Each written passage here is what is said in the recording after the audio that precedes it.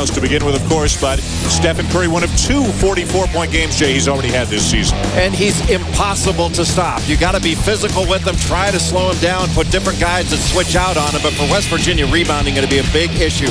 Their best offensive rebounder, Davidson Butler. He's a strong player, a good athlete, and he really goes after it.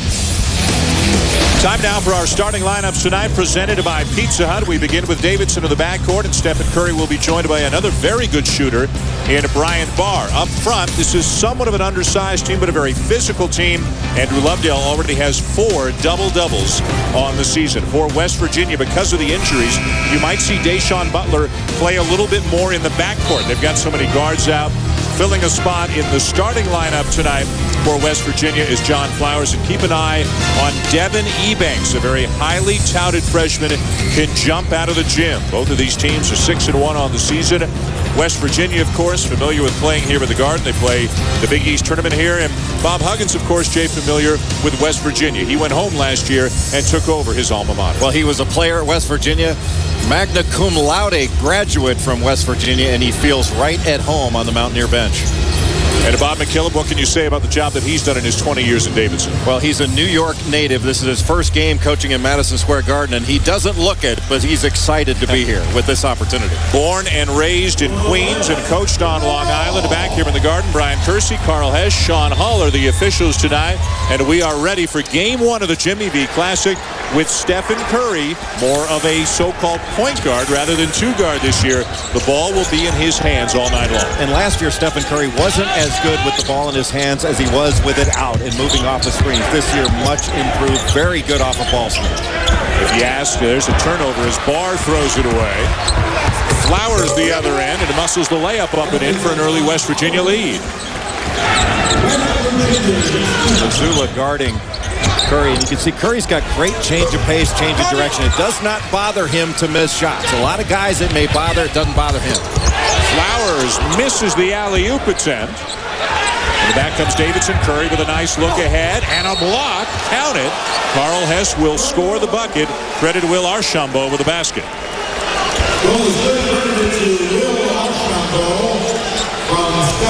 After the missed layup, Stephen Curry looking to pass ahead.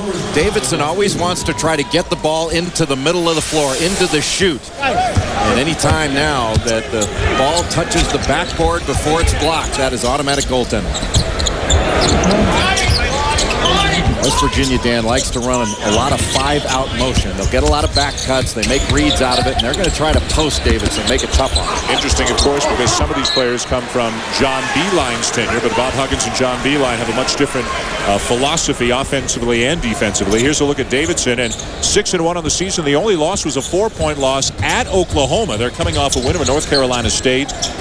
And again, Stephen Curry averaging better than 31 points per game had he not been held scoreless when Loyola of Maryland double-teamed him, face-guarded him 40, 50 feet away from the basket. Had he not gotten 0 in that game, he'd be averaging over 36 points per game. You know, and we're not parsing words, but I mean, he wasn't really held scoreless. He held himself in the corner and took himself out of the game so the rest of his team could play 4-on-3. And just an amazing game that Stephen Curry wound up becoming the beneficiary of. And they won by 30, 78-48. Now, you see a lot of Davidson. They play about 20 miles north of Charlotte, where you live, up Davidson College in Davidson, North Carolina, a small town. Can this team, I mean, they've lost some key players from last year, including Jason Richards, the nation's assist leader. Can they be as good a team as they were last year? As good, meaning Elite 8? Probably not. You can see West Virginia switching out. Every ball screen on Curry, they're switching. There's another switch. They're going to put a lot of different guys on him and make him do some things he's not used to doing. Lovedale misses the jumper with 1 on the shot clock. West Virginia is athletic, and they've got length. And they're going to try to take advantage of that length by giving Stephen Curry different looks and longer athletes that he's going to have to shoot and pass over. Wellington Smith off balance, got away with a walk, missed the shot at an offensive rebound for Ebanks, who's coming off a 17-rebound game against Cleveland State, and it winds up with the 3 by Davidson Butler. Davidson Butler really does a nice job out on the floor. Takes good shots. He's a tough player, and he really gets to the rim. Getting to the rim and laying it in is Archambault on the alley-oop from Curry. Will Archambault is a strong player that can really shoot it from the perimeter. He had a couple of knee surgeries over the summer and was slowed by him, but he's getting back to form. Archambault generally comes off the bench starting tonight. Another wing player, Max Paulus-Goslin, suspended for tonight's game for Davidson. More on that later. There's good hustle play by the Mountaineers. Wellington Smith forces the turnover. The defense is not finished till you get secure possession of the ball. Good shot fade. Ebanks drops it in, and this is a guy that Bob Huggins has been waiting to knock down some shots. He's long and athletic, but he hasn't been shooting well, and now the Mountaineers get a beat down the floor. Andrew Lovedale will lay it in on the feed from Curry. Dan, even after you score, Davidson runs the floor and looks for early opportunities. Andrew Lovedale ran the floor hard, and Stephen Curry, to his credit, keeps his head up, and he looks to pass ahead. Fouled away from the ball going on Bryant Barr. Let's check out those two Curry feeds. Well, not enough pressure on the ball. Curry able to throw it right to Archambault off the Rossiter back pick, and then really just West Virginia jogging back. And Curry took advantage of it by looking ahead up the floor. A lot of guards, they tend to look down at the floor or not pass ahead, but he's not afraid to pass ahead. Curry, I don't think he's necessarily a point guard. I think he's a guard that makes really good decisions. And if you ask Bob McKillop, how would you characterize his adjustment to whatever the new position is, whatever you want to call it, he says he is well ahead of where he thought he would be at this point of the season. Well, that's what taking the ball into a little bit of trouble, but he's so smooth with it. When he gives it up, he's a two-guard again in the score. Brendan McKillop with the ball, the coach's son, the second of Bob McKillop's sons to play for him at Davidson. And Matt is now an assistant coach with the Wildcats. Archambault misses the three, and the rebound of the Mountaineers. West Virginia giving up some open shots. Butler off to Missoula. Remember the shoulder injury. Can he shoot the ball? We don't know if Missoula can raise his left shoulder. He's a lefty. Can raise his left shoulder above shoulder level. Can he get a shot off? Can he elevate that arm if need be? Well, he had an opportunity right there. He got into the lane, which would have been a perfect opportunity to shoot with his left hand. And he went into the air but passed it off in an underhanded fashion. So clearly Joe Missoula is hurting, but he is a tough player, the best defender on this West Virginia team, because he stays in front and he will fight you every step of the way. The backup point guard the last couple of years behind a very underrated point guard in the Big East, and Darius Nichols. Wellington Smith is at the line now for West Virginia. For the Mountaineers with Missoula, their starting point guard, and Alex Ruoff, their only senior and number 2 scorer, both with shoulder injuries entering this game. Curry, and he may be slender, but you showed there, Jay, he can absorb a little bit of punishment and still finish. Well, he dealt out a little bit. He used his body to get into the defender and then was able to kiss it off the glass. Danny's got every shot in the book. I mean, we're going to ooh and ah at some of the shots he takes and makes. And he's got a great demeanor. He never changes expression, never gets frustrated. Here's a post-to-post double, and they throw it away. Curry head up again as he almost turns it over. Now does get called for the carry. That'll give it back to the Mountaineers and take us to our first media timeout. Stephen Curry, 3 assists and a bucket already tonight. A little bit more on Curry when we come back. All a part of the Jimmy V Classic. The culminating event here of Jimmy V Week. Stephen Curry, the son of 16-year NBA veteran Del Curry, his mom Sonia. This is a close-knit family and one of great faith. And each game day, his mom Sonia texts him a verse of scripture which she thinks might be most impactful to Stephen on that particular day. Tonight it says, "I can do all things." It's a verse from Philippians. I asked him how he deals with the pressure, because clearly this is a guy who's been vaulted into the national spotlight. He said, "I don't play for the people in the stands. I play to honor my talent and to honor God." He's an incredibly mature young man. Jay, you know his dad very well. There's a block from behind by Curry. You know Dell very well. You've known Stephen since he, I think, was a sophomore in high school. Tell us about Curry, the man. Well, he's a great kid, and he's got a maturity that's way beyond his years. And I think a lot of that comes from his parents. You know, his mother, Sonia, was a terrific athlete at Virginia Tech, and Del, of course, a 16-year veteran in the NBA. And Del Curry never changed expression when he played. One of the great shooters to have played during my lifetime, and his son has got that shooting gene. And so does his other son. He's got a son, Seth, who's at Liberty, that is also an outstanding player.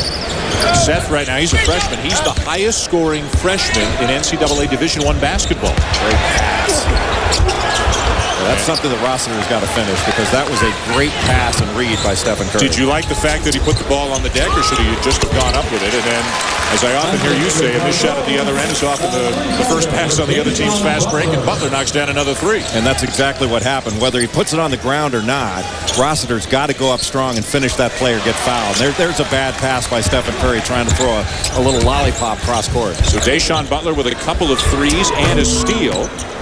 Flowers going up for the rebound. It'll be a held ball. Bob McKillop did not like that.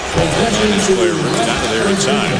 Well, we talked about the Curry brothers. You know all about Stephen, but here comes another Curry. It's freshman Seth, who decided not to go to Davidson, was offered a scholarship at Davidson, but decided to chart his own path at Liberty, and so far so good. Well, scoring over 20 points per game, as Stephen did as a freshman at Davidson. And it seemed like the Curry boys would wind up going to Virginia Tech, where their parents went to school. But not many people thought that Stephen Curry was a big-time player coming out of high school. I saw him play in high school. He averaged 18 points a game. He was slight of build. I didn't think he was going to be this good. And you can see that, Dan, West Virginia is trying to post Davidson at every opportunity. They've tried to post Stephen. They are trying to be physical with him. And so far it has had some success. But when he sees the ball go through the net, he's going to be a different player. John Flowers with the jump hook for the Mountaineers, and Andrew Lovedale, a senior from Nigeria, who then attended high school in England and then came to the United States for college at Davidson. He knocks down the jumper, and he is off to a terrific start this season as Curry is called for a foul. Well, Saturday, ESPN's got a college basketball doubleheader at noon Eastern. Number 8, Tennessee takes on Temple, and then at 2 Eastern, it's UMass against number 23, Kansas. College basketball presented by Altel Wireless on ESPN Saturday. Kansas basically a new team with the exception of Aldrich and Collins from last year, Jay. Have they impressed you with the start they've gotten off to? They really have. They're an unselfish team, and they really go after you. They don't play that much differently, just a lot of different names that you have to get used to. And for Temple, they've got the best player in the Atlantic 10, Deontay Christmas. Deshaun Butler with 8 early points. West Virginia leads by 4. Back here in New York, the Jimmy V Classic in West Virginia. An undermanned West Virginia team up 4 on Davidson. A limited Joe Mazzulla. So far, Alex Ruoff hasn't played. So the star of this team, if you will, Deshaun Butler, has really stepped up. Well, he's an outstanding offensive rebounder, and that's one thing this West Virginia team does very well. They really pursue the ball. He's a slasher going right by Brendan McKillop and getting to the rim, but it's the second chance opportunities. They pursue the ball very, very effectively. It's interesting, when John Beilein was coaching West Virginia, they were not a great rebounding team, but it wasn't emphasized the same way that Bob Huggins emphasizes it. They rebound in his practices, and they really emphasize it. And this team is an offensive rebounding team. That's the one area that they've got over this Davidson team that I think they can really exploit. What kind of a culture shock do you think it was for the West Virginia players to switch from the Beilein system to the Huggins philosophy, just because the two coaches are so far apart? They're both outstanding coaches, but they're so far apart in what they really work on and what they preach. Well, people don't realize this, but Bob Huggins is a doctor of letters. They're just organized in groups of 4. Brendan McKillop, number 1 again. Bob McKillop's second son, playing in the backcourt with Curry, and Lovedale showing a nice soft touch, his second consecutive mid-range jumper. That's a shot that Andrew Lovedale was not taking last year. He was more of a guy that ran the floor, he rebounded, he defended, and he blended in. Now he's looking to score and knocking down open shots. And he is averaging better than 14 points and 10 rebounds per game through the Wildcats' first 7 games of the season. You know how Davidson knows what shots they're allowed to take? Bob McKillop gives them shooting licenses. They have to earn their ability to shoot from different spots. He gives them licenses to shoot. Curry misses the long 3. You can hear the oohs and ahs from the crowd every time he touches the ball. NBA distance 3 is there for Stephen Curry. The best time to shoot a 3 is after an offensive rebound. Why? Because everybody is inside of the lane usually, and the shooter gets to step into the shot. A shooter stepping into the shot is always a better shooter. And you don't need to make Curry a better shooter. That's right. Curry with 5 and Davidson on top by 1. Long jumper doesn't go for John Flowers. He has the license to shoot some 3s for West Virginia, but at the line he is 2 for 18. How could a guy who knocks down the occasional 3 be 2 for 18 from the line? Well, you might be able to close your eyes and hit better at 2 for 18. Let's go back to the other end, and eventually the Stephen Curry 3. Curry with the miss. For some kids, this would be a bad shot, but it's not. Rossiter does a nice job and passes it out. There's Curry stepping into the shot, and that's as good as a layup for Stephen Curry. If he stays healthy and stays effective, he could wind up as the NCAA's all-time leader in three-point field goal. Now, he's a junior this year, and who knows whether he'll come out after this season or not. He has not had a lot to say about that. Well, if he stays healthy, stays effective, and stays in school, he can get Pete Maravich. Yep. We'll stay at this end of the floor. And we'll go to the media timeout here at the Garden in New York City. It is Stephen Curry and Davidson taking on a game West Virginia team playing hurt, but playing hard. Game 1 of the doubleheader, part of the Jimmy V Classic here in New York. Back here at Madison Square Garden, Game 1 of the Jimmy V Classic. Game 2 tonight is an outstanding matchup between number 6 Texas and number 12 Villanova. You've had a chance to see Texas. Rick Barnes has a pretty special group, it looks like. Boy, they are very tough. Good group of athletes, and somebody just call out that screen that Andrew Lovedale just said. Truck Bryant's a freshman, but he might be speaking up to the upperclassmen to holler at him when that happens. Truck Bryant, another talented newcomer with West Virginia, and another New York City kid as Curry misses the three, and we get a foul at this end of the floor. Now, Stephen Curry, you talked about licenses. Is there such a thing in Bob McKillop's mind as a bad shot by Stephen Curry? No, I mean, for Stephen Curry, I mean, of course he can take bad shots. He can take shots that are challenged and all that. But I think Bob McKillop wants to see Stephen Curry look himself as a scorer all the time. And he's always looking to score. Even when he's playing the point position, sometimes the best decision is for him to shoot it rather than pass it. Wellington Smith called for the West Virginia foul. For more on Curry, back to Doris. Well, Dan, you referenced whether or not he would be back for his senior season next year. What he has said essentially is this: when the final whistle blows on this particular season, that is when he would turn his attention to it. Clearly, he's focused on Davidson and his team right now. And you know what? That's a great answer. And we should all leave him alone and respect that and wait till after the season to find out. Well, he can't go until after the season, so what's the point of talking about it? You can sort of surmise what he might do, but he's not going anywhere until the draft, so there's nothing to worry about right now. West Virginia putting some length on Curry right now. 6'9" Devin Ebanks, who just brought down the rebound, was the guy face guarding Curry. Bryant might have gotten away with the carry, ended up giving up the ball. He's built like a truck, isn't he? Yeah. Isn't that a Big East nickname for a guard? I mean, there's no guys named Tiny or Shorty, or they're named Truck in the Big East. Gerald Truck Bryant. So he got the nickname about 11 years old. He just kept running over people on his way to the hoop, getting and ones, and the nickname Truck stuck. Ebanks long on the three. Rebound Wildcats. Lovedale with another board. Well, West Virginia does a good job of keeping that ball alive. Barr steps back, hits the three. He had a defender, Wellington Smith, right on him pressuring that shot, but Barr knows that there are very few jump shots that can get blocked, and he stays solid with it and stayed solid on that attempt. Barr shooting 42% from beyond the arc, and now he's called for bumping Truck on Bryant's way to the rim.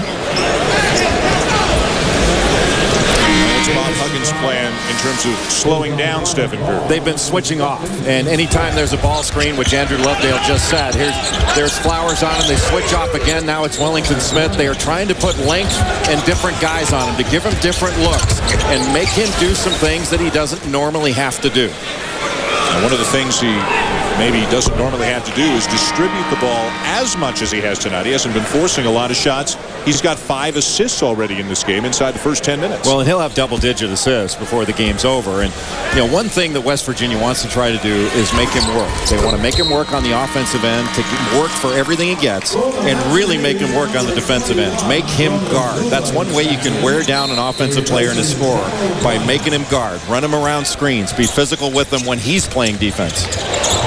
Bryant out, Joe Mazzulla back in. Curry knocks down a long 2. He's got 7. And Bob Huggins has seen enough at the defensive end of the floor as Curry has heated up and Davidson has heated up and gone from trailing to 5 up on the strength of a 10-1 run. Bob McKillop may decide that he doesn't want to use quite as many ball screens with Curry, and he can just come down. There's a little switch and reach, but you got to stay with him. You cannot leave the ball when Stephen Curry has it in his hands.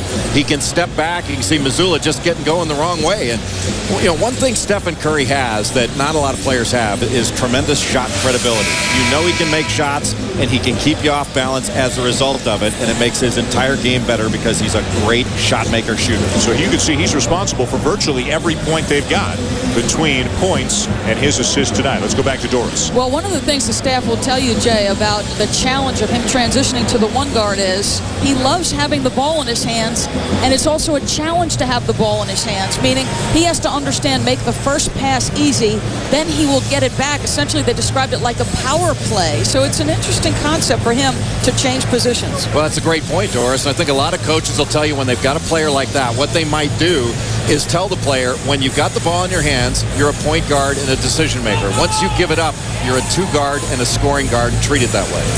A 5-point lead for Davidson. They are checking that last shot by Curry, the one that we showed you moments ago, to see if it was a 2 or a 3. That was a 2. His foot's on the line. Right foot on the line. Funny how different angles going to make it look different. Still feeling the same? Yeah, I feel the same there. Yeah. I mean, that looks to me like his foot is on the line. Yeah, and there it is. Sure it does there. There's no question it was on the line. So it'll be a deuce for Curry. He's got 7. He'll get the point back. I don't think he's too worried about it. Well, he didn't sweat getting 0 against Loyola Maryland because of the defense they played against him. Even though at the end of the season it could cost him potentially a national scoring title, could cost him about a point per game off his average. Ebanks, and good defense there by Ben Allison, who has checked in for Davidson. Strong drive by Mazzulla, and he draws the foul. There's an NBA doubleheader tomorrow night here on ESPN. Coverage begins at 7:30 with Kia NBA shoot-around, then at 8 Eastern. It'll be Philadelphia hosting LeBron James and the Cavs in the second game. The Suns and Lakers at 10:30 Eastern. LeBron James, such a big fan of Stephen Curry's, that when Cleveland was in Charlotte last week, he took in Curry. He took in a Davidson game, just wanted to watch Stephen Curry play. And there's Mazzulla, and again it bears repeating, he's playing with a very sore left shoulder. He did not shoot a ball left-handed at practice this morning, and clearly he is struggling to find the touch. He's a 73% free throw shooter, obviously favoring that shoulder. Well, you can see him grimacing off the last shot, and you know it's interesting. I mean, Davidson is playing him because of that shoulder. On the last possession, they didn't guard him. I mean, they're taking some chances off of him, saying, go ahead and make a shot, or if you can get to the basket and get that arm over your head and finish oversized, then go ahead and do it. That's a chance that Bob McKillop's willing to take. Meanwhile, you saw it graphically, but it bears saying out loud, that was the second foul on Stephen Curry. Well, he's a very good defender, and that's one of the reasons, as Joe Mazzulla looks like he's headed back behind the bench, maybe into the tunnel. That left arm's just hanging right now. He did that same thing, that same look he had in the game against Ole Miss, and still wound up coming back into the game. He is one of the toughest kids in the Big East. So Truck Bryant's going to get a lot of minutes. And Curry is fouled in the baseline drive. Let's go back to the Mazzulla injury, which was suffered in a recent game when West Virginia took on Ole Miss. At Ole Miss in a game that West Virginia won, and it was a really tough game. You can see Mazzulla going down and getting that shoulder bruise. He came back in and played. Bob Huggins subbed him in and out on different possessions, and he gutted it out in that game and will continue to do so in this one. Deshaun Butler blocks the shot attempt by Curry. Aaron Bond is into the game. That's him with the ball. First time for Davidson, a redshirt freshman out of Ashburn, Virginia. Lovedale working hard inside, had that shot altered. Lovedale hesitated. He could have gone up quicker with that and got an easier shot right away. And an offensive foul on John Flowers, trying to take advantage of his size advantage down to the post with Brendan McKillop, number 3 on Flowers. And Bob Huggins is running out of players right now. Well, that was not a smart play by the offensive player Flowers. McKillop did a good job of fighting it. And here comes Alex Ruoff. This is the other star player for West Virginia who's got a sore shoulder. Looks like he'd have been called into the game, but then Bob Huggins sent him back. Ruoff is a senior, better than 14 points per game. But he's got a bad shoulder and may not play tonight. Phillip taking Steph Curry and running him off the screens right now, letting him be that 2-guard. Lovedale. And the extra pass knocked away. Bryant right to the rim. And instead of staying on the right side of the defender, he just went back around him to the left side. That was an aggressive drive to the basket, just seeking out contact. Devin Ebanks, Truck Bryant, and Kevin Jones as Curry misses the three. The three-man freshman class for West Virginia, all of them from the greater New York City area. So fun for all three of them to come back and play here at MSG. Bryant is out of Brooklyn. Here he goes on the drive again. Count it.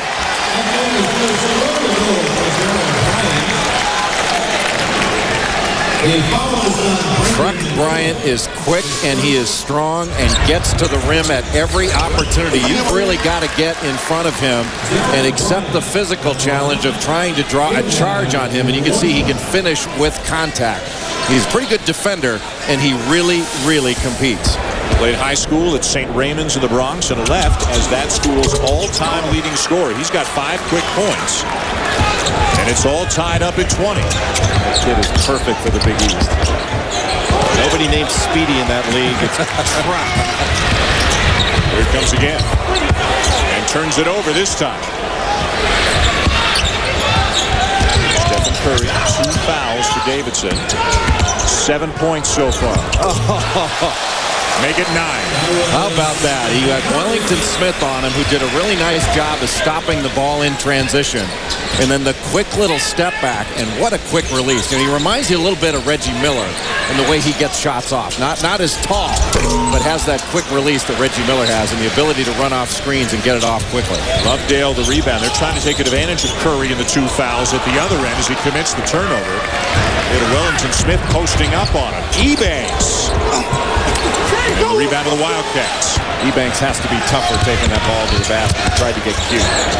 Ebanks originally committed to Indiana, and after the Kelvin Sampson situation, opened up his recruitment again and wound up at West Virginia. West Virginia needs to be a little stronger on the offensive end. That really hurt them against Kentucky in a game where they defended very well, but they shot it really poor. Foul on Rossiter of Davidson as we step aside. Davidson is up by 2, and we have seen flashes of brilliance already from Steph Curry. He is dangerous in any spot on the floor. The ball gets stopped, but that is not good enough. Step back, quick release. So the baseball offseason, I guess, is officially underway. The first big-time free agent signing. A guy switching teams for these. K-Rod going to the Mets. The money may be a little bit lower than people thought as the economy looks like it'll take a bite even out of the biggest baseball stars. Back here at the Garden in New York, Dan Schulman, Jay Billis, Doris Burke. Game 1 of the Jimmy V Classic, West Virginia and Davidson. Dick Vitale will be alongside here for Game 2 tonight. Villanova and Texas. West Virginia has got to take advantage of the free throw line. They are 3 of 8 thus far. They've got to start knocking down free throws. They've had some awful free throw shooting games on the season as Jones will go out and Dee Proby comes in, junior college player, his first year under Bob Huggins. Take a look at some of the stats so far in this game. Turnovers have been a problem early for Davidson. The guy with the ball in his hand, Steph Curry, who's 4 for 9, has turned it over 4 times. So he's got his points, but he walked first. It's called a push on Wellington Smith. Well, that's a mistake that Stephen Curry doesn't often make, and that's picking up his dribble. And when he picked up his dribble, watch his pivot feet. Left foot, he walked all over the place. I mean, that is the worst sort of thing in basketball right now that officials don't call walks. And, you know, if you establish a pivot foot, if you move the pivot foot without dribbling, it's a walk. And there's no if, and, or but about it. So Curry got away with one. Has already turned it over 4 times here in 13 minutes. Great sack. And Allison jams it. Davidson leads. Bob McKillop does a great job in out-of-bounds situations. Not just the plays that he runs, but defensively, they make it really difficult for opposing teams to get the ball inbound. He tells his team, 5 guys playing together for 5 seconds, and let's keep the ball from getting in. You know, Jay, because of what Curry did last year, we'll take another look at the inbounds play. Because of what Curry did last year, Bob McKillop became much more of a household name than he has been in the past. Let's look at this play again. Just a simple step and go, using Curry as the screener. And you can see Allison stepping toward the midcourt line. A little back cut by Stephen Curry. They're so worried about Curry that they don't pay attention to Allison. He's able to get the easy layup. Is McKillop a coach who is getting some long overdue accolades for how terrific a coach he is? I don't think there's any question about it. I mean, he's been a good coach for a long, long time. And even he's a little amused by it, saying, I'm not doing anything differently now than I did before, and everybody wants to know what my offense is. Deep three from Curry, wide right, rebound Bryant. You can live with a couple of bad ones from Steph Curry. There's his third steal of the game. Nice look ahead. Allison out ahead of the pack. Another assist for Stephen Curry, number 6. I don't know what West Virginia was worried about. Everybody seemed to converge on Curry like he was going to shoot it from there. They need to get back. Well, it's been a game of mini runs here. Now it's Davidson that has scored the last 4 points to regain the lead. I think Bob McKillop likes what Ben Allison did since he got in there. And usually when a coach grabs you, it's for a different reason. But nobody got back. Everybody kind of jogging back, not a sense of urgency to get back in transition by West Virginia, and got burned as a result of it. There's Bob McKillop with Ben Allison. We talked about how Coach McKillop is from New York City, born and raised in Queens, a high school coach on Long Island. And a guy, this is the first time he has ever coached here at Madison Square Garden. A lot of success on the high school level in the state of New York. So very exciting for him and a lot of his players, a lot of the players on both teams, to be playing back here with the Garden so close to home. Well, he started out as a player at East Carolina, then transferred back home to Hofstra, where he played basketball and baseball. And at Holy Trinity High School in Long Island, he coached one Matt Doherty in high school. Player and coach, of course, at North Carolina, 26-22. Davidson leading West Virginia. A couple of 6-1 teams. Two schools who used to play each other all the time back in the late 50s and through the 60s. They were both members of the Southern Conference at that point in time. Davidson remains in the SoCon. Bob McKillop, by the way, a 7-time Southern Conference Coach of the Year. Bryant for 3. Got it. Davidson started out in what looked like a 1-2-2 zone. It just matched up man-to-man in it, and nobody really got a hand up on Truck Bryant because he's more of a driver than a shooter, but proven he can knock it down. Well, Joe Mazzulla obviously aggravating that shoulder injury. Truck Bryant taking advantage of the playing time. Doris has the latest on Mazzulla. Oh, he just received word from Brian Messerly, the SID, that Joe Mazzulla is not likely to return because of that shoulder injury, Dan. This is an experienced guard and one of their best defenders. So they've lost their starting point guard. They've lost their senior and second leading scorer in Alex Ruoff. He has not played yet, although he did take his warm-up off at one point. They've both got shoulder injuries, yet they're hanging in here with a very good Davidson team that finds itself ranked in the top 25. But Davidson does such a nice job of keeping the floor spread. Their screens will take the cutter to the bucket or to the ball. Ryan Barr wide open, and the junior from Falmouth, Maine, knocks down the 3. Had a great game against Kansas last year in the NCAA tournament. Had 11 points, really spotted up well, and knocked down open opportunities. Deshaun Butler posting up Curry inside. Curry with 2 fouls. Butler up strong. They almost got a third there. He brought those arms down, which is supposed to be a no-no. There was some contact there. Good pass. Inside, Lovedale lays it in. Curry has great vision, not only as a passer, but he's got great vision for openings as a scorer. And I think he settled for a few, I don't want to say bad shots, but questionable shots for even a shooter of his caliber. But he sees them. 9 points and 7 assists already for Stephen Curry. So responsible for just about all the offense as Proby is called for the foul for West Virginia. You know, Bob Knight will tell you, you can teach a player to look somewhere, but you can't teach him to see. And this young man can see. That's a big-time pass right there over a defender. Ebanks needs to keep his hands up and use some of that length to try to discourage that pass. So a pass discouraged is just as good as a pass denied. And there's the Curry family. Dad Dell, 16 years in the NBA. Mom Sonia. Surprisingly calm. Sonia was, she was probably the darling aside from Stephen in the NCAA tournament last year. Miss on the 3 by Curry. Another rebound for Deshaun Butler, who's having a terrific all-round first half for the Mountaineers. Butler, one of the guys in the Big East, so many good teams, so many good players. He kind of gets lost in the shuffle, but he's got all-league caliber. He's a tremendous player. There's a post-to-post double, and great job by Lovedale to knock that ball off of Ebanks and out of bounds and get the turnover. Lovedale just competes.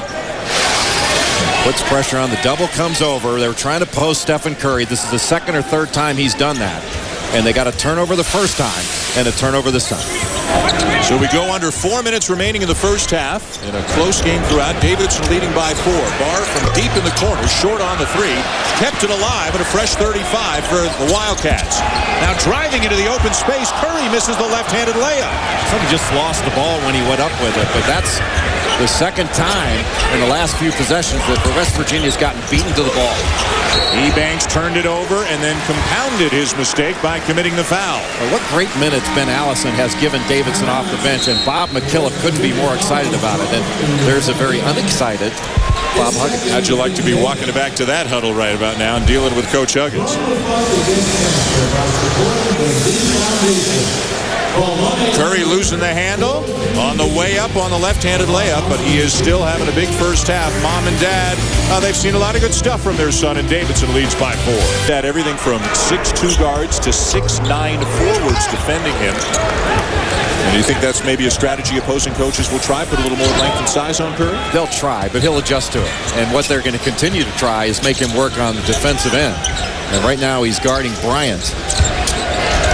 Switch off, he's on Cam Thurlman. Remember, Stephen Curry with 2 fouls has not come out of the game. Davidson does a lot of switching on defense as well. And this 5-out motion where West Virginia doing the best they can to try to get the ball inside and post. Evan Jones steps into the long 2, misses it in the offensive rebound for Thurlman.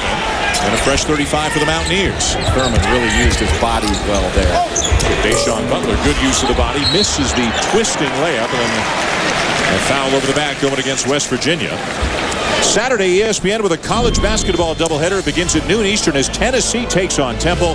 Following that at 2 Eastern, UMass against Kansas. College basketball presented by Alltel Wireless on ESPN Saturday. Tennessee considered to be one of the top teams, maybe the top team in the SEC heading into the season. Again, they've had a lot of changes, but Bruce Pearl's got a lot of talent on the team. Well, he does have a lot of talent. They've got to adjust to a new point guard with Bobby Mays coming in. And I think that team is going to be, by the end of the season, the best team in the Southeastern Conference. They'll be one of the toughest outs in the country.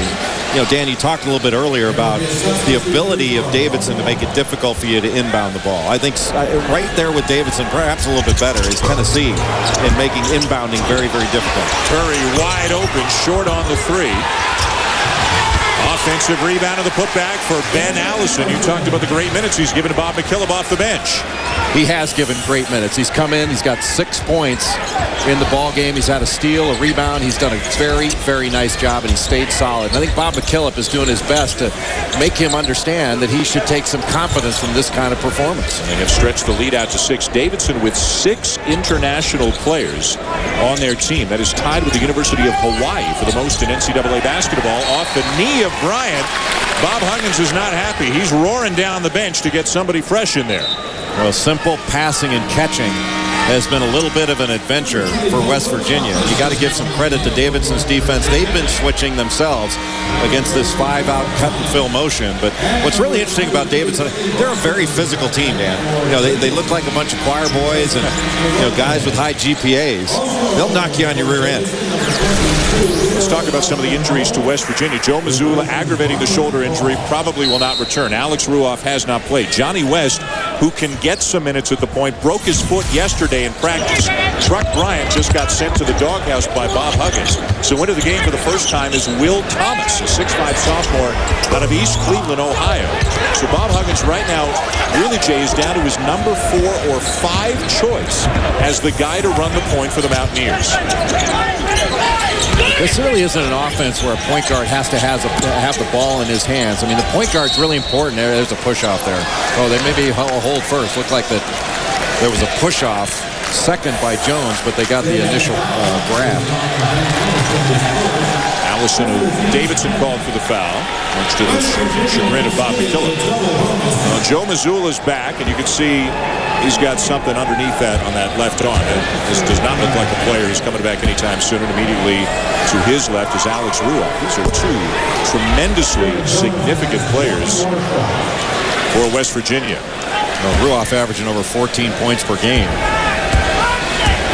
He's also a good defender. He can steal the ball and very good leader for that team. But West Virginia has missed so many free throws, but they do tend to get a lot of offensive rebounds, or at least a hand off of missed free throws. They just don't want to get so many of them. Shooting under 60% on the season. Even worse than that tonight. They're 4 out of 12 from the line. Dayshawn Butler was open inside with Curry on him, but Ebanks couldn't deliver the ball inside. Push in the corner with a foul on Steve Rossiter, so West Virginia will be going back to the line again, this time for 2 shots. Does anything bother a coach more than a team that just can't knock down the free throws? Well, you get rewarded by getting fouled and going to the free throw line. You have to punish another team for fouling you. Most coaches, and I think Bob Knight would tell you this in his team, that in any game, he wants to make more free throws than his opponent even attempts. And West Virginia is nowhere near that because they miss so many. I mean, they shoot under 60%. And there's another offensive rebound off of this free throw. Thurlman followed his own miss, got it back, missed the shot, an empty trip. And speaking of trips, McKillop trips right over his teammate Archambault. Curry with a bounce pass to Loveday. And now they get tangled up. Archambault and Thurlman get all tangled up. Sean Hull, the official, got in there quickly to make sure that didn't escalate. Right, and there's the vision of Steph Curry again, running on the outside of that ball to essentially get a handoff, and then finding his streaking teammate to the basket, Loveday. Davidson has extended the lead out to 8. West Virginia retains possession. Let's look at yet another quality Stephen Curry feed. Well, Curry taking the handoff from Archambault, and defenders trailing him. That draws Ebanks over, and he's able to dish it off very effectively. But if he couldn't dish it off, if Ebanks didn't come to him, he could have stopped on a dime and kissed it off the glass. That's the kind of shooter that he is. He's been a part of 12 of their 16 made baskets. He's got 8 assists tonight. He's already had games this season with 9, 10, and 13 assists. It's extraordinary. I mean, he's a beautiful player to watch because he understands the game and he understands his place in it. A carry, the 3rd carry called in this game already. Well, we're here at the Jimmy V Classic, and another way to get involved. Use your mobile phone to join ESPN in the fight against cancer. You can text the keyword Jimmy V to 43776. Standard rates may apply. Also online at jimmyv.org. Also on the phone at 1-800-4-JIMMY-V. Here's some thoughts from Dick Vitale as the night goes along. There's a famous speech from Jim Valvano back at the ESPYs in 1993. There's a block called on Thurlman again. If that goes the other way, it's number 3 on Curry. One thing West Virginia can't afford to do with being shorthanded is letting fouls pile up. And Thurlman had not established initial guarding position. He was at an angle. That was a good call. And Curry to the line, another place where he excels, 88% on the season. You never want to foul a great shooter in a common foul situation. You don't want to let him go to the line and see that ball go through the net. That just gets a great shooter going. Curry just 4 for 14 from the field. He's got 10 points, 8 assists. Misses the second free throw. In spite of the fact he's turned it over and not shot well, Davidson's got a 9-point lead on West Virginia. Butler driving, stripped. West Virginia ball. Davidson does such a nice job of going after the ball, going after steals. If you show it to them, they're going to take it away from them. They may not be in certain spots as athletically gifted, but they are very well schooled. And Curry will sit down here for the final 27 seconds. Bob McKillop not wanting to risk him picking up that 3rd foul. Aaron Bond with a hold inside. That'll be 2 shots coming. Both teams have been in the double bonus for a while. We've heard the whistle a lot here in the first half. Dayshawn Butler, one of the better free throw shooters for this West Virginia team. Although you're not setting the bar too high on that basis. Yeah, he's 70%. Now Stephen Curry's going to come back in because Davidson will get the ball back after that foul, so he'll come back in for the offensive set. And Butler knocks it down. You know, Bob McKillop will tell his team the ball should be in Steph's hands and let him make the decision on whether to shoot it or whether to find an open teammate.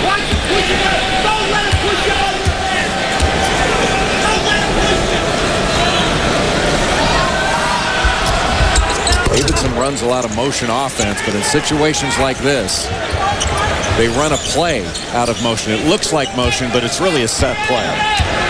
Curry off the ball right now as Brendan McKillop walks it into the front court.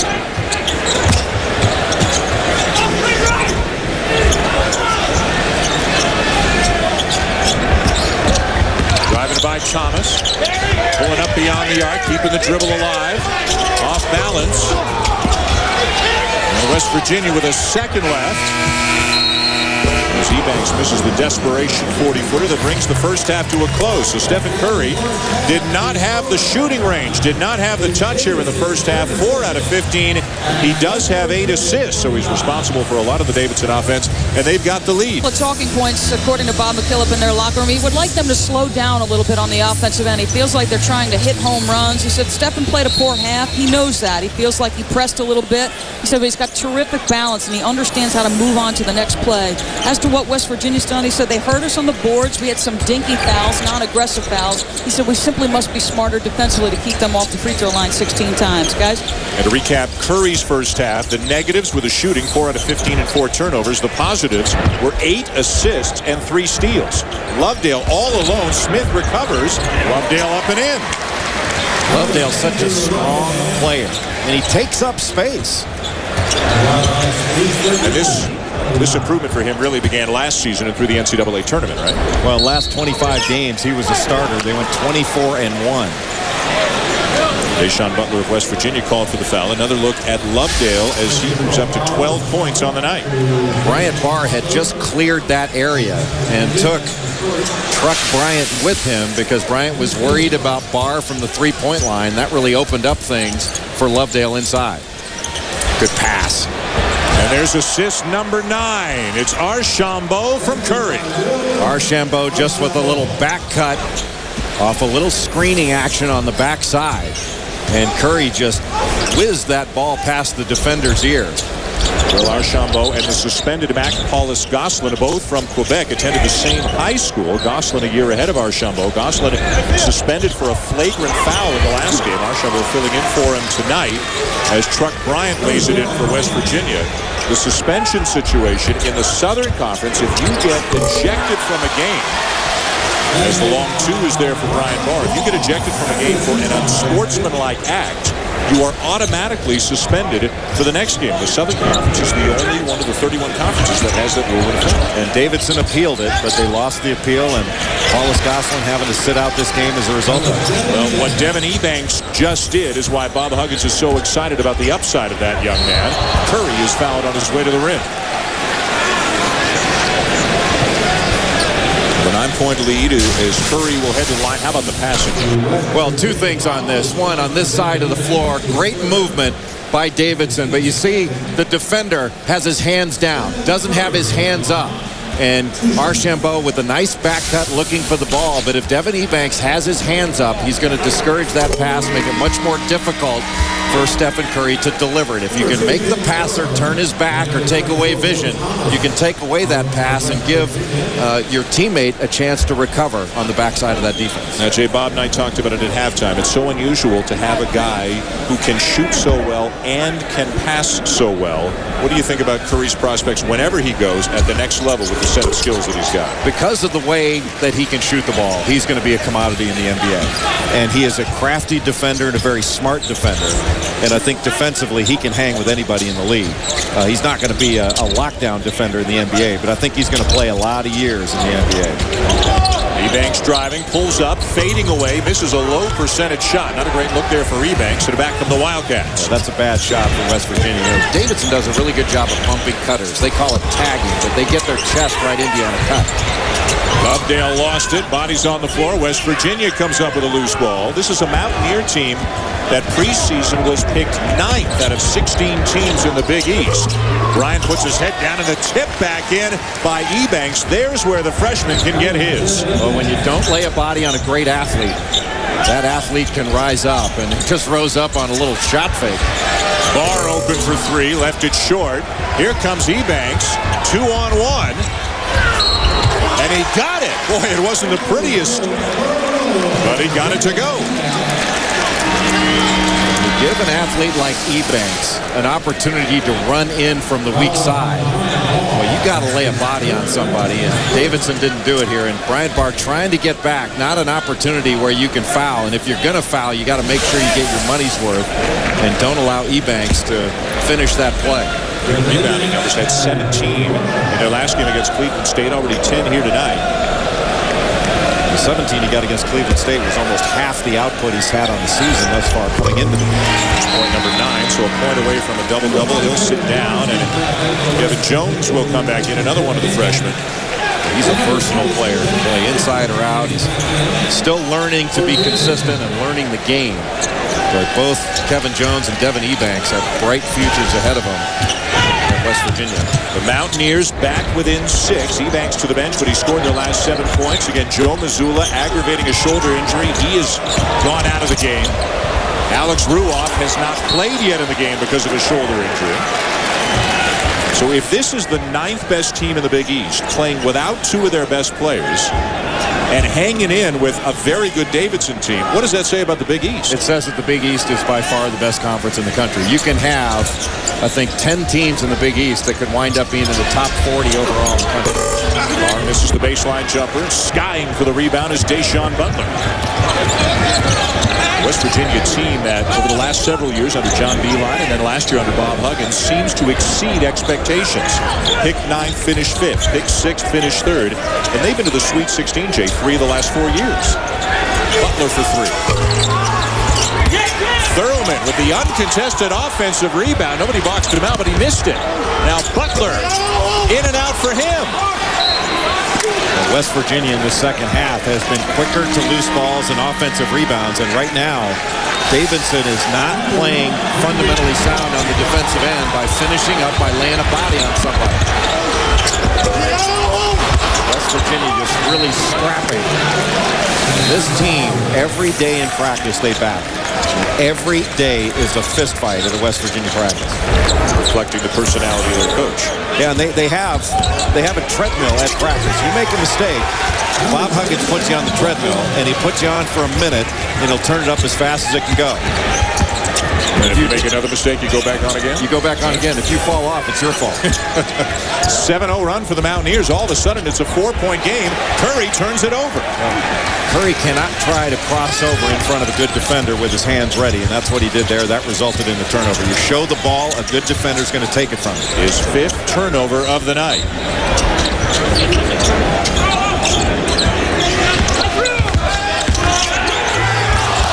Wellington Smith misses, and then Thurlman is fouled, so he'll go to the line. But again, West Virginia with so many opportunities to make this even more of a game than they have. Well, the good news is they're getting easy shots. You'd rather get some easy ones and try to make them. I mean, this team is going to get easy shot after easy shot if they keep spreading the floor and attacking off the bounce. Deshaun Butler with a driving layup. Davidson by 4 here with the Jimmy V Classic. Dan Schulman, Jay Billis, and Doris Burke with more on the Davidson Wildcats. Doris? Well, a very animated Bob McKillop got into each and every one of his guys sitting on the bench about West Virginia climbing all over the offensive glass. He said, they are challenging you physically, and I want to know what you're going to do about it. We might see in the next couple minutes, guys. Well, we talk about stats that reflect how well a team is playing. West Virginia has more offensive rebounds than Davidson has defensive rebounds. That's a ticket to a loss right there. No question. And they've got 5 offensive rebounds in the second half. And, you know, Doris talked about Bob McKillop, and he's very professorial on the sidelines, but he's one tough dude. When you go to their practices, he chirps at them all practice long to try to make practice stressful on them mentally and physically. He wants practice to be a lot harder than the games, and he certainly makes it so. Dan Thurlman gets the friendly bounce. He missed a couple in the first half. Again, West Virginia's been atrocious from the line tonight, 7 out of 17, and that one was really some good fortune there by Thurlman, and he knocks them both down. It's a 2-point game here early in the second half. The first of 2 games tonight from the Jimmy V Classic here at Madison Square Garden. Number 22, Davidson, led by Steph Curry, taking on West Virginia. And a wounded West Virginia team right now without Joe Mazzulla and Alex Ruoff. Our second game tonight will be number 6, Texas, and number 12, Villanova. A foul called on Wellington Smith. And speaking of the Longhorns, they are in the house. Rick Barnes and the Longhorns have made their way into Madison Square Garden. This is a team that you have seen in person a number of times already this year. What do you like about Texas? Well, they look pretty tight coming off the bus, don't they? That's A.J. Abrams there dancing, and he's got some moves, but he's got even better moves on the basketball court. How'd you like to be A.J. Abrams? You wanted the top 3 shooters in the country, but you're the second best shooter in the building tonight. That's true. Steph Curry's not hitting. But Steph Curry is a better shooter than A.J. Abrams, and that is saying something. One of the funnier things about watching a Texas practice is that the smallest guy out there in A.J. Abrams and the biggest guy out there in Dexter Pittman, they're best buddies, so they're always tagging along together. And I think you said it yesterday, Dexter Pittman has lost a lot of weight since he got to Austin. He, in effect, has lost almost an A.J. Abrams off his back. He was carrying A.J. Abrams around for about 5 or 6 years, and then all of a sudden now he's sexy Dexy. He's gone from 390 pounds down to about 295. And getting some minutes, he's actually started for Texas. Shot clock into single digits now for the Mountaineers.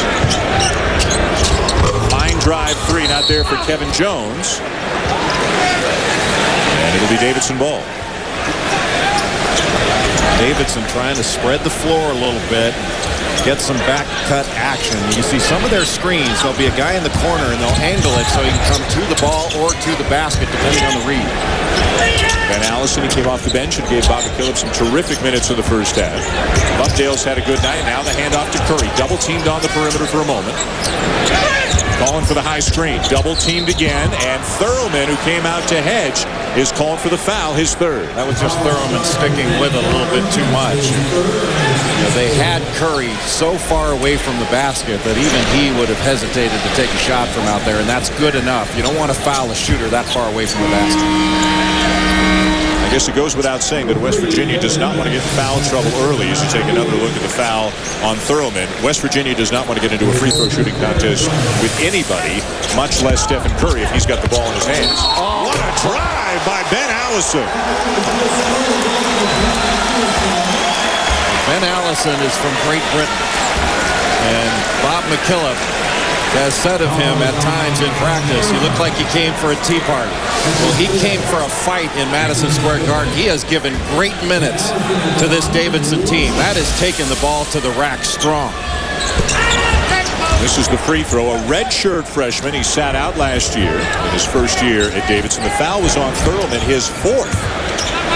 And it's already the 15th foul on the Mountaineers here in the second half. Into the game for the first time for Davidson is a walk-on, Will Regal, number 20. That's him coming up with a rebound. Will Regal played at Charlotte Latin High School for Lane Odom, Dave Odom's son, the former Wake Forest coach. Now Allison draws a foul. This one will be on Will Thomas, and Allison still has not gotten up off the deck. He has really given some quality minutes to Bob McKillop in this game. 8 points, 3 rebounds off the bench.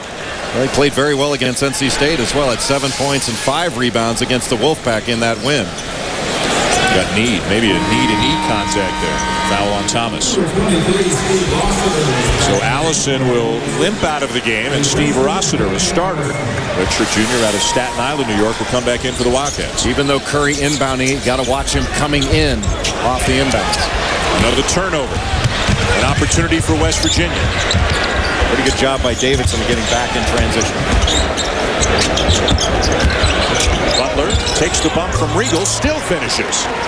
I think that West Virginia is going to find most success by reversing the ball and putting it on the deck and getting to the rim. This is a team that can attack off the dribble.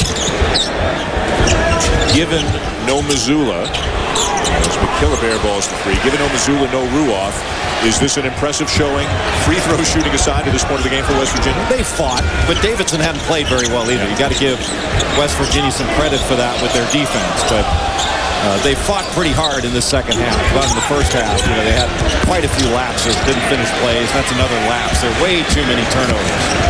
West Virginia with some really ugly numbers in this game. 15 turnovers, awful free throw shooting, yet they're only down by 3. Lovedale all the way, and it's blocked away by John Flowers just ahead of the rim. John Flowers has been their leading shot blocker. Great length, good athleticism, and good timing.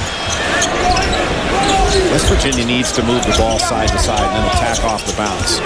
And again, no true point guard. I mean, nobody really resembling a point guard out there right now because of the injuries. Haven't seen Truck Bryant much here in the second half. Ebanks off-balance shot. He will draw the foul.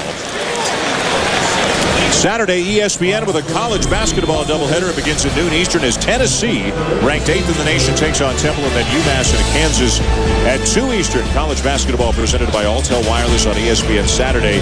Tyler Smith averaging better than 17 points per game for the Vols. A lot of turnover on that Tennessee team, as we talked about, but they are still a force to be reckoned with. This guy looks like, once he figures out the game a little bit more, Jay, he's going to be a force to be reckoned with. Well, he's got a lot of ability. And I think for Devin Ebanks and for Kevin Jones, it's just a question of learning how to be consistent, bringing it every day in practice. And if you don't bring it, playing for Bob Huggins is kind of like being a restaurant in New Orleans. If you don't bring it every day, you're going out of business. You think as we sit here in New York City and think about the Big East, Bob Huggins getting players out of New York City to go to Morgantown. Pittsburgh has always recruited New York City very well. Rick Pitino with Louisville recruiting New York City very well. And you think about St. John's and Seton Hall and Rutgers still languishing near the bottom of the league. And there are so many good players in New York City, but so many of them are leaving New York City. And those three schools are really struggling. Well, a lot of times it comes down to coaching. And you don't want to taking nothing away from the coaches in this area. But Bob Huggins has been a great recruiter for years and years because kids trust him and they want to play for him. Curry for three. This has not been Steph Curry's day. That is a shot he would knock down like most players would knock down a layup. Here's Truck Bryant back into the game, and it'll be a held ball. Good defense there by Curry. It'll stay with West Virginia. Curry is an underrated defender. We talk about his offense all the time because that's the thing that's most in your face. It's the easiest to talk about. Moves his feet, stays solid, and goes right after the ball. He gets a lot of steals. He's got at least 3 steals in this game, and that's almost as good as a steal because it stops a break situation and what could have been a layup for Truck Bryant. Where they are not letting the ball come in. That is really good defense by Davidson. Davidson's got a game in a few weeks at Duke, where they played last year. They do play a tough schedule. They've played Oklahoma. They've played North Carolina State. They like to challenge themselves pre-conference. They went 20-0 in the Southern Conference last year. They wound up winning 29 games on the season. And then in the NCAA tournament, of course, wins over Gonzaga, Georgetown, and Wisconsin before losing by 2 to the eventual national champion Kansas Jayhawks. And here's some of the big games on Davidson's schedule this year. Well, it's funny, Dan. Last year, Davidson lost to Carolina. They lost to Duke. They lost to NC State, UCLA, lost to Charlotte. They also lost to Western Michigan. They didn't beat a team in the top 100 in the RPI until they went to the NCAA tournament. This year, I don't think they're quite as good of a team as they were last year, even though Steph Curry is better than he was last year. But they're probably going to beat more named teams. Now, tonight could be one of those games in West Virginia. They've already beaten NC State. I think they'll have a shot at beating Duke, even though that game is at Duke and will be very difficult to win in Cameron Indoor Stadium. But, this team could wind up having a better tournament resume this year than last year. Ryan Barr goes to the bench with his 4th foul. Brendan McKillop returns. Butler misses the jumper. Flowers keeps it alive. And it will be West Virginia ball. Offensive rebounding, one of the biggest reasons why the Mountaineers are only down 3. There is no way that Davidson can jump with West Virginia. They've got to lay a body on him and lock West Virginia to the floor. That's the only way that Davidson is going to grab defensive rebounds. West Virginia right now, Jay, wouldn't you say, is longer 1 through 5, every spot on the floor? They're longer than teams in the Big East. Yeah. Bryant, offensive foul. I don't know about that one.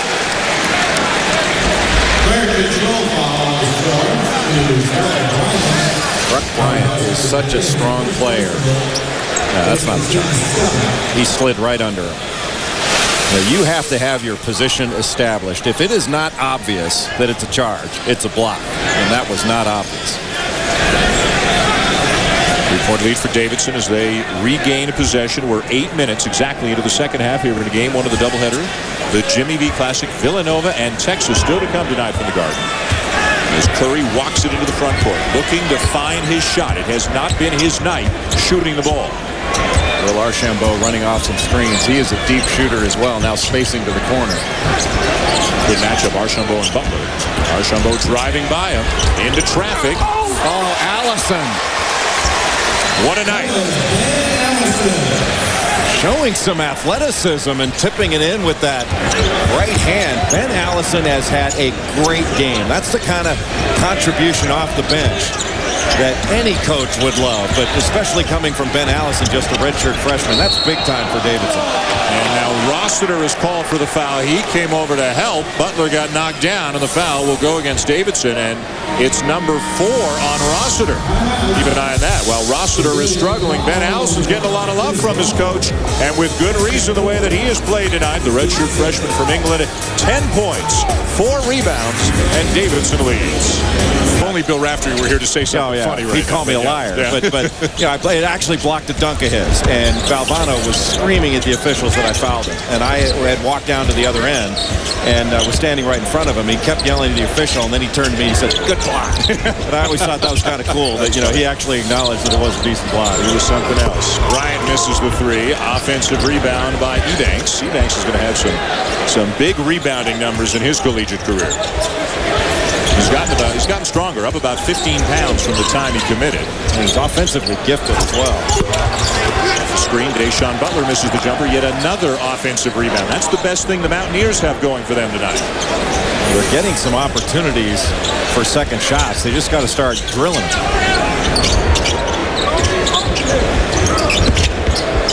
Bryant defended by Curry. The ball is not moving. It's dying in the receiver's hands. And they got to move the ball from side to side a little more crisply and then attack. See if Bryant takes it to the rim. He's done that on a number of occasions. The kick into the corner. Ebanks misses the 3 and down with a rebound. Ben Allison making his presence felt. Curry up to Lovedale. Stephen Curry is going to stay with Davidson. Curry 4 for 17 tonight, and he has missed his last 10 field goal attempts. We got to give a lot of credit to West Virginia. Their length, they've been switching out on him. They've been making it very difficult on Steph Curry. I've never seen him play this poorly. You know, he shot poorly or play this poorly? He shot the ball poorly. He has turned the ball over. That is very uncharacteristic of Steph Curry. He makes a lot of good decisions, and I think he's been pressing in this game. And Madison Square Garden might be part of it. You know, this is the biggest stage in basketball. Driving on Flowers, tough shot over him, 4 for 18. And again, he is seeing a lot of 6'5", 6'7", 6'8 defenders. Bryant misses the layup. That is a deflating play. You get a wide open layup and miss it, and all of a sudden you're back on defense. That can really be deflating for West Virginia. They've got to see that ball go through the net because they're only down 2 possessions. And a timeout taken by Bob McKillop midway through the second half.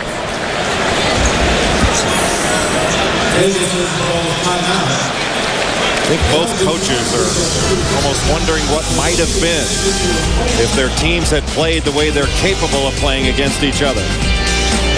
Bob Huggins has seen that enough tonight.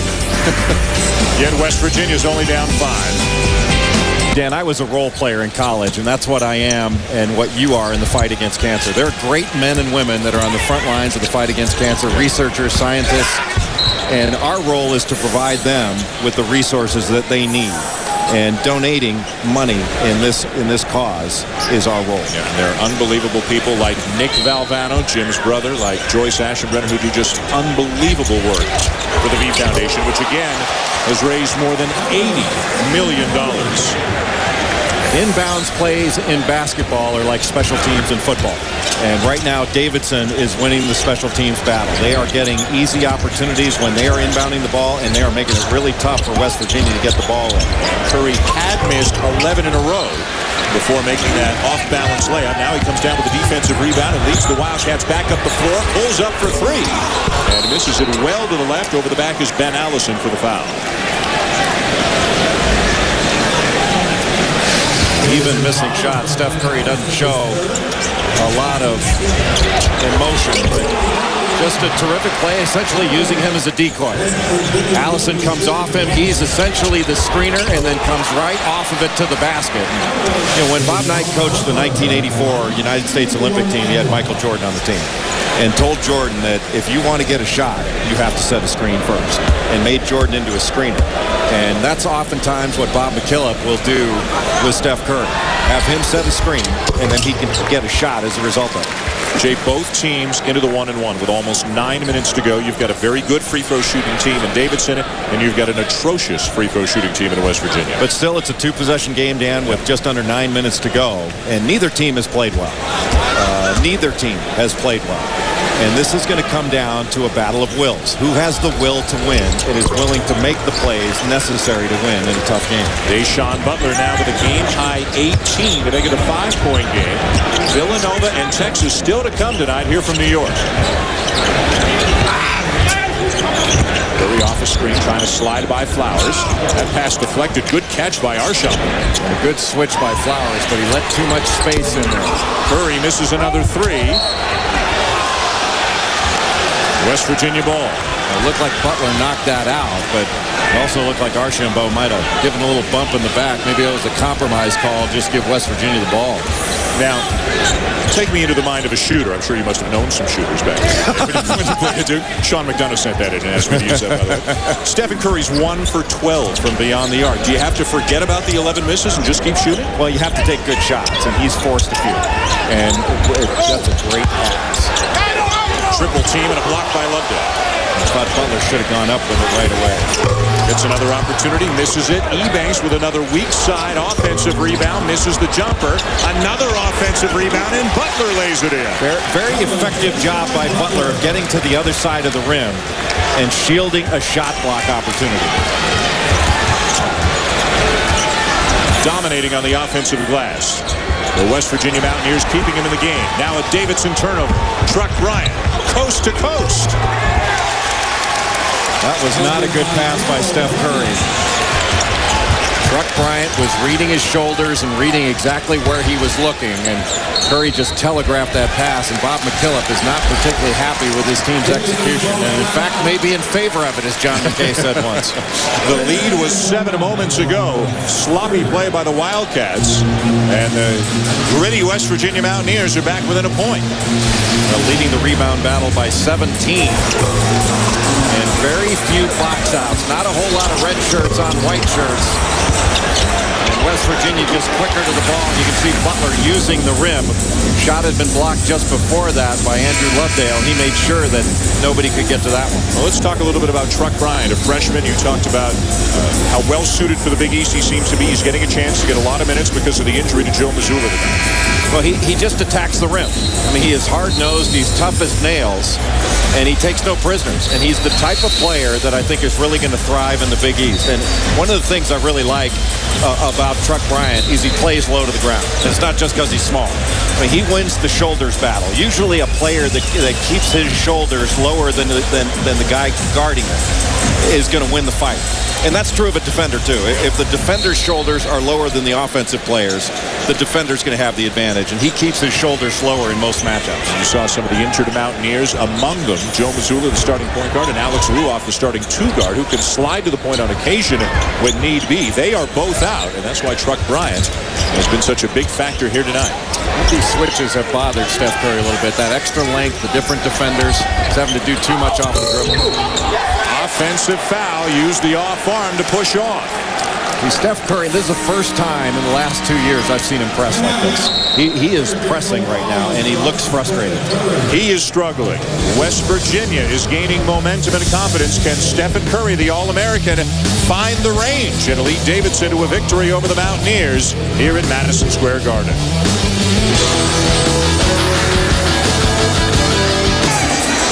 He's a kid that's very aware of his surroundings. He knows he's in Madison Square Garden, and I know he's not happy about shooting it for him. Deshaun Butler's had a big night for West Virginia. They're playing without 2 injured starters, Joe Mazzulla, Alex Ruoff. This is a big possession for Davidson defensively. If West Virginia is able to get the lead, that's going to be a real shot in the arm for them. They're going to be that much harder to beat. Archambault the foul, West Virginia to the line, and we're going to Doris Burke. You can wonder what Stephen's feeling or his parents, but there's no question what Bob McKillop is feeling. He lit into his team. He's going over some strategy at first, guys, but then he said, you know what's really making me angry? And he used another term, but he said, you know what's really making me angry? You're sitting here with an attitude. We've been leading all game, but by your posture, it looks like we're losing. He said, we've got this woe is me attitude. Where is this? Let's compete, guys. He is fired up. You know, a great quote that I saw from Bob McKillop a short while ago, Jay. He says his team needs a dose of humility and a dose of confidence. And right now, as Doris is saying, they're not playing with a whole lot of confidence right now. Well, but he wants to give them the humility, and he wants them to get the confidence by winning on the floor. And this is a team that knows how to win, a program that knows how to win. And you know, Doris is exactly right. I mean, Bob comes off as being very professorial, and he is. But he is a competitor first and foremost, and he does not accept any less than a player's best. Curry for 3. Now 1 for 13 from beyond the arc. West Virginia's got the lead and the ball. 6.5 to go. And the game's still about wills. Right now, West Virginia is imposing its will on Davidson. At one point, the Wildcats led by 11. West Virginia has clawed their way back into the game. Flex cut down low, and Flowers is posting, as was Butler. Flowers posting on Curry. Takes the jumper over him. 6-7 over 6-3. They are going to continue to go down low, and they should. That's where they have an advantage, in the paint and off the bounce. They're playing without some key guards, and some forwards are filling in, giving them more length, disrupting Curry, and it's a 10-0 run right now for the Mountaineers. West Virginia has defended Curry so well. Lovedale and a foul. Either Flowers or Smith. Let's look at the Flowers turnaround at the other end. They ran a little flex cut. They ran Deshaun Butler right off of John Flowers in the low post, and he has Stephen Curry on him. Just a little turnaround jumper with that length, able to rise up over a good-looking shot. Foul number 4 on John Flowers as Curry looks on. I believe Curry has come out of this game. He came out for a few seconds in the last minute of the first half, so he wouldn't pick up his 3rd foul when Davidson was on defense. Then they committed a foul, so they were going to get the ball back, and he came right back in. I think Curry has played all but about 5 seconds of this game. Well, if you're coaching Stephen Curry and he has to come out, you say, son, I'll tell you when you're tired. 2-point lead for West Virginia. Flowers out. Ebanks back in for the Mountaineers. Flowers now with 4. Again, both teams are over the limit. Davidson has committed 9 fouls this half. West Virginia has committed 8. Andrew Lovedale is a great example of a 4-year player that has gotten better and better as his career has progressed, and he has stepped into more of a starring role as a worker. Regal is back into the game now for the Wildcats. Number 20, a walk-on getting minutes again tonight. And a really crafty play, a guy who's smart. It's the post-to-post double team. Regal coming over. Now he's got to find his man. Driving is Bryant. The pull-up from the elbow. Deshaun Butler rebound, and he missed it again. Finally, it goes in. 3 taps on the same possession. Ebanks will get credit. Rossiter was there as well as Smith, and they needed that, and it's almost as if the crowd needed that. So many people here tonight came to see Stephen Curry shoot the ball. And nobody came here to see him struggle, and maybe that'll get him going. When a shooter sees it go through the net, all is forgotten.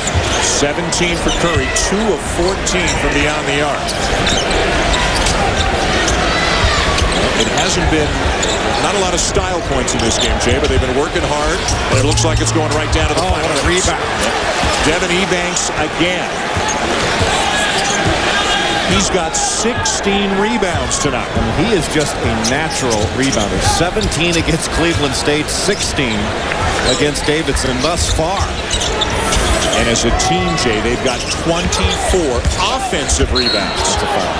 Butler was fouled. Regal and Curry were both there. Looks like it'll be Regal. This is a rebound by Ebanks. Well, this is the one by Butler. It looks like he just got into Archambault. Archambault needed to get lower and lay the body first on Butler, but it was Butler that made the first contact, and that's why he was able to drive Archambault into the basket. Bob Huggins will take an ugly win over a pretty loss any day of the week. They haven't shot well. They've turned it over, but they're in this game because A, Davidson hasn't played well either, and B, just great determination on the glass by the Mountaineers. Well, Bob Huggins has to be having flashbacks to their game against Kentucky. And West Virginia held Kentucky to 16 points in the first half of their game that was played out in Las Vegas. And Kentucky just ran away from them in the second half because West Virginia could not score. They lost 54-43 in that game. We're up 12 in the second half with the Mountaineers and lost it. That's their only loss of the season. Davidson's only loss was a 4-point loss at Oklahoma. And that game against Kentucky was with everybody healthy. West Virginia has beaten the likes of Ole Miss and Iowa so far this year. The Ole Miss game was a 2-pointer. Curry has been struggling. The one thing you cannot do as a West Virginia defender is relax on him and think that because he's having a rough night that it's not going to get better and hurt. And this trip, Jay, it's Ebanks, who is 6'9". Lovedale fading away from the basket. And here comes Bryant. What a nice job by Brendan McKillop to get down there and make a stand. Bryant, sitting on the court, managed to tip it back to his teammate, keep it alive. And look at them again. They're just out working the Wildcats for the ball, and Bob McKillop is beside himself right now. Well, in the first half, it was Davidson that was tougher and was outworking and outrunning West Virginia. In the second half, it's been all Mountaineers on the toughness plays. Davidson fans, and there are many here in the house chanting defense. We've got a 2-point game, just over 3 minutes to go. Brendan McKillop has really active hands. Ebanks, ball fake, off to Thurlman. There it is again. Active hands on the part of Steph Curry with another steal. Driving on Smith, creates the space and knocks down the long jumper. 19 for Curry. Getting something in transition where he's not particularly thinking about it. Maybe that'll get Steph Curry going. 30-second timeout, Bob Huggins. Does such an amazing job, Jay, at initiating the contact and then separating again to get himself free. Well, he's got great feet, and he's got great balance. And because he is such a great shooter, he's got a terrific handle that he can keep his defender off balance. You know, Wellington Smith going with him, a terrific athlete, but there he is stopping on a dime. I mean, he's running full speed with the ball in his left hand, stops on a dime, and goes straight up. I mean, his feet, Dan, landed in the same spot from which he took off. We have not seen his expression change once tonight, even though he has really struggled with turnovers and with poor shooting. But 19 points, 10 assists. It's a tie game. Let's go to Doris Burke. Guys, when I asked the West Virginia staff what most impressed them about Steph Curry when they watched him on tape, they talked about his composure and the fact that he never gets rattled, even in the face of missing shots. They said there's times on film where because he plays so many minutes, you think the guy's worn down or maybe he misses shots, he's going to put his head down. But against NC State, it was his performance late. He's made the last 2 shots, Jay, dangerous when the game is on the line. And has made the last 2 shots. No disrespect, Mom, since Sonia said you're overshooting, kiddo. See? Great shooters have no conscience. 58-58, 2:40 to go. Villanova, Texas still to come. Now they're having a tough time getting the ball in. Like the poise of Brian. This is a big game for him, a freshman, a New Yorker playing here at the Garden. He has done a good job. He's not worried about the quick hook. There's nobody to put in for him. Yeah, it's true. All the other guards are hurt. Shot clock at 7. Driving on McKillop. Ebanks got his man in the air, hangs and hits. Well, that is a really good shot fake. It reminds you a little bit of Sam Young at Pittsburgh, who has one of the most exaggerated shot fakes in the country, but it's very effective. What a crossover. Left the 15-footer short. After he drilled a couple of those shots, when he took that, he felt like it was going in. And that hasn't been the case for most of this game. 7 for 25 tonight, 28%, a 50% shooter on the season. Crossover by Bryant. Bryant is getting shots for his teammates. So we're going right down to the final seconds, it looks like, here in game 1 with West Virginia hanging on, leading Stephen Curry and Davidson by 2. Our second game tonight. Villanova and Texas, and Dickie V will be in the house. Stephen Curry lights up NC State for 44 at Time Warner Cable Arena, and then at night, LeBron James scores 37, but the Cavs lose to the Bobcats. That's a lot of offense in one building in one day. Well, Stephen Curry spent this summer at the LeBron James Skills Academy. He actually went to the Steve Nash Skills Academy. He was everywhere. Chris Paul as well, I think. And really worked on his game and has benefited from all the work he put in. And he's a much better player this year, despite the shooting woes that he's had tonight. Much better player this year than he was last year. That's saying something considering the 32 points per game in the 4 tournament games last year. Bryant misses the 3 badly. Yet another offensive rebound. We sound like a broken record here tonight. This time it is Wellington Smith. What's that, 25 offensive rebounds for West Virginia? Well, the best offense for West Virginia has been a missed shot. Here's the shot. And Smith just gets right in there in front of Brendan McKillop. Now, that's too difficult of a blockout challenge for McKillop. I don't think you can really turn as a guard against a player that athletic and strong. You almost have to face guard him and just shield him off from the glass and take yourself out of the play. Jay, I shortchanged the Mountaineers. They've got 29 offensive rebounds. Davidson has 18 defensive rebounds. So when West Virginia misses a shot, which they've done often tonight, they're getting better than 60% of the rebounds back. Well, we talked about rebounding at the beginning of the broadcast being perhaps the difference in the game. I mean, Devin Ebanks and Deshaun Butler have 14 offensive rebounds between the two of them. And Ebanks overall has his second consecutive 17-rebound game. I don't care who you're playing against and how many shots you're missing. That's a ton of rebounds. That shows that young man is pursuing the ball. Nice back cut. Curry for 3. Well, that shows a player that understands how to get open. And he was completely in balance and under control and knew what he was doing the whole time. He stepped out toward half court. The defender got above his shoulders, and he back cut, but he didn't sprint cut. Just a quick little back cut to the opening and then set his feet. There's the back cut and then sets his feet to the NBA three-point line. That's a big-time play by a big-time player. Watch how Butler gets above his shoulder here, and he's gone. All of a sudden, Curry has scored the last 8 Davidson points, and they're back within 1 with just over a minute to go.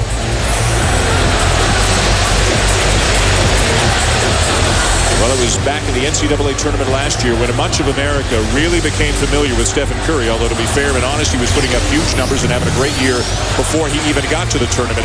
But these are some ridiculous numbers against some really, really good teams. And remember, he got 30 in the NCAA tournament the year before against Maryland. And started out with 40 against Gonzaga. He was just dynamite, especially in the second half against Georgetown. Remember, Georgetown had a 19-point lead in that game. And Steph Curry brought him back, especially in the second half, with just an unbelievable individual performance. And he's had a couple of monster games already this year. 44 in the win over NC State on the weekend. 44 in the loss at Oklahoma earlier this season. That was a great game with Curry and Davidson taking on Blake Griffin and the Sooners. Griffin had 25 points and 21 rebounds in that game. And Davidson had a great opportunity to win that game on the road in a tough environment. West Virginia ball. Davidson going to make it difficult to inbound this ball. And this is a turnover situation for West Virginia. They got to be smart with this. And this is a freshman, a true freshman, Darryl Truck Bryant, filling in for the injured Joe Mazzulla, a New York kid playing here at the Garden, and having the ball in his hands at crunch time for the Mountaineers. Deshaun Butler, the junior, averaging almost 15 a game, had it partially blocked. Was that Curry? It was Lovedale, and then Curry got over there to grab the rebound. But Bob Huggins wanted to foul there. Davidson looking for the lead. We're in the final minute. Curry got it!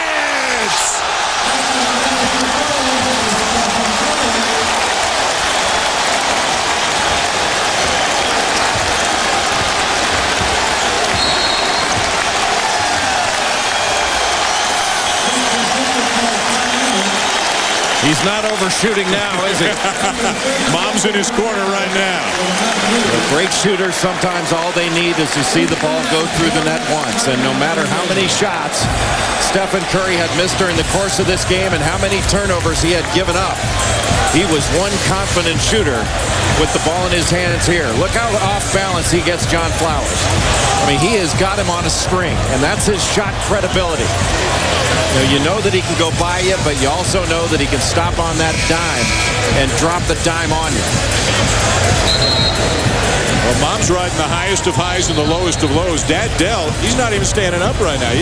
Dad's much more level-headed about what's going on here today. Well, and shielding him was two of the stars of the Elite Eight team for Davidson last year, Jason Richards and Thomas Sander. Thomas Sander now a banker here in New York, and Jason Richards injured from the Miami Heat. Stephen Curry has the last 11 Davidson points, and that is by far the most emotion we have seen from that young man here tonight. Right now, inbounding the ball, the top priority for West Virginia. Everybody has to be alert. A 4-second difference between the game clock and the shot clock. West Virginia down a pair. Got to get something going toward the basket. Butler's the go-to guy. Into a double team, and he walks. A terrific job by Stephen Curry coming over to give some help. Anytime you spin, that is the wrong move against pressure. 17th turnover. Now, you know, all Davidson wants to do is get the ball into the hands of Curry, and if they don't turn it over, if West Virginia is forced to foul, then Curry's going to go to the line. They've got 2 defenders right now on Curry. They want to deny him the basketball at all costs. Nearly stolen. You like the strategy by West Virginia? Yeah, make them inbound it to somebody else, yeah, and foul him right away. Again, 2 guys face guarding Curry. I mean, normally you might have somebody on the ball, and he got it anyway. Yeah. There were 3 defenders on him. He came up with the ball, Smith the foul, and now Curry will head to the line. It'll be 1-1. Curry just split the 2 defenders. And essentially when you're double team, you got to stay shoulder to shoulder on him. And you can see, you just got Wellington Smith got on the high side outside of him, and Curry just split the 2 defenders to get the ball. 1-1 for Curry. 3 of 4 on the night. 88% on the season.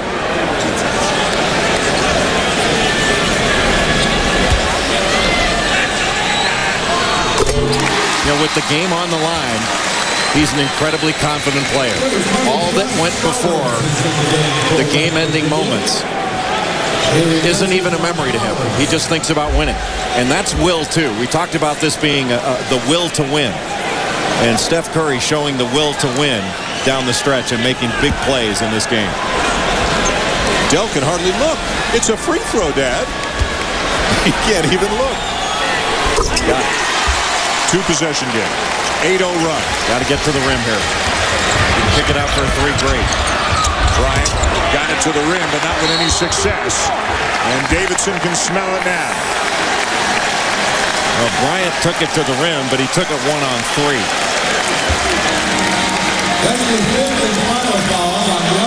Number 5 on Wellington Smith. That's 5 on Smith.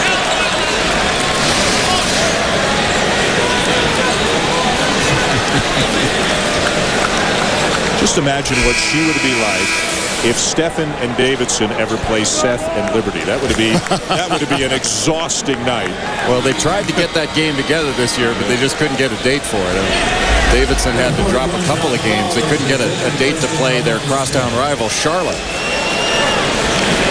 Seth, if you weren't with us earlier, if you're not aware, the younger brother of Stephen Curry, he's a freshman at Liberty. Richie McKay, the head coach there, and Seth is averaging better than 21 points per game as a freshman. And even Stephen says that Seth is more physically mature as a freshman, is a little bit further along in some ways as a freshman than Stephen was. And I'll tell you what, a lot of people missed on Stephen Curry, and it was almost impossible to predict he was going to be this kind of player. But wouldn't you take Seth Curry just on the off chance he might be as good? And he's averaging over 20 points per game as a freshman. 5-point game, 10 seconds. Don't want to give up an open 3 and don't want to foul. Flowers from the corner, hits the 3. Timeout, West Virginia. Well. Will Regal was right on him and was smart not to foul him. That was a challenge shot and just a well-executed shot. Again, Jay, this is the guy who's 2 out of 18 from the line this year, but he can knock down some threes. Amazing difference. I mean, you said before, 2 of 18. I mean, you could shoot blindfolded and hit more than that. And that's a mental thing because he's got a good stroke from distance. It'll be Davidson the ball, 2-point game, just under 4 seconds to go. Stephen Curry struggled shooting so much of the night, Jay, but the Stars take over when it matters the most. The nice step back, the little back cut, setting his feet, knocking it down from deep, keeping the defender off balance. Look how quickly he pulls up. I mean, it's just beautiful to watch. And he's a shooter and scorer that knows how to play. And better than that, Dan, when you start talking about National Player of the Year, I think to be a National Player of the Year, you got to play on both ends. And this young man plays on both ends. 4 steals, 2 blocks tonight for Stephen Curry as well. Now, you know Davidson's going to try to get the ball into the hands of Curry. That's the game plan for them, and the game plan for West Virginia to keep it out of his hands. So we'll see who's successful. Bob McKillop, knowing that Curry's going to have a couple of defenders in his face trying to draw something up. See, I don't think with 3.8 seconds that Davidson can be selective who they inbound it to. The open man, get it to him. Trust your teammates, because you're going to walk all the way to the other end and shoot free throws. You got a short clock.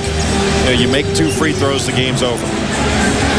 Davidson as a team, 77% from the line, but Curry responsible for a lot of those positive numbers. Looking for him, and get it to him, and they'll call a timeout. Timeout is called by Davidson. It's a 30-second timeout. And everybody's out of timeouts now.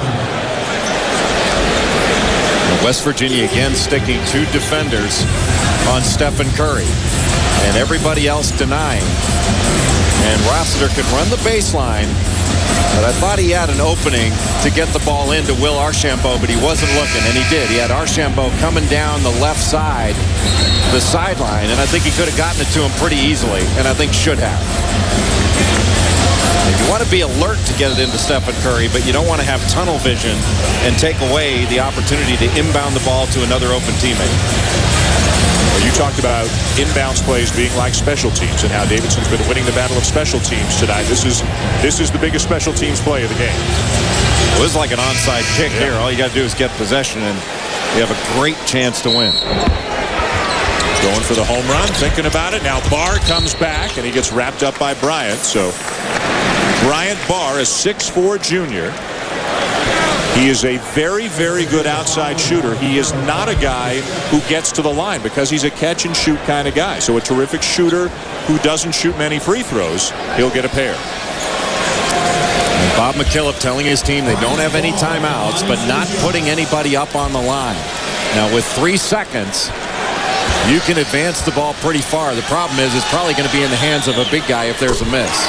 Pretty cool on that first one. His first made free throw in a game situation this season.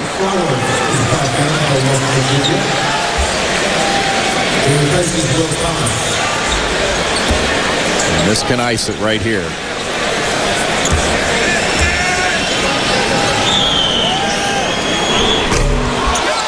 Not over yet. 2 seconds. Ebanks. And Davidson escapes with a 68-65 win. Stephen Curry got blazing hot at the end of the game, Jay. Knocked down some great shots, played both ends of the floor. The turnovers, the field goal percentage will not be pretty, but at the end of the game and the end result, it's beautiful for Bob McKillop, Stephen Curry, and Davidson. Well,